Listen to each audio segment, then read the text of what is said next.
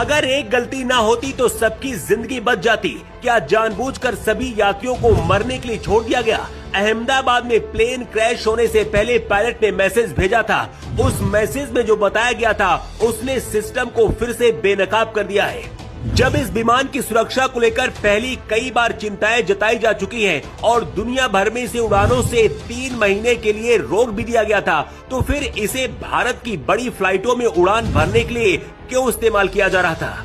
क्या सिर्फ कुछ लोगों के फायदे के लिए इतने लोगों की जिंदगी को दांव पर लगा दिया गया?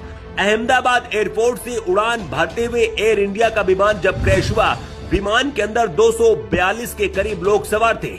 क्रैश से पहले पायलट को खतरे का अंदाजा हो गया था और उसने एटीएस को सिग्नल देते हुए कहा था, मेडे मेडे।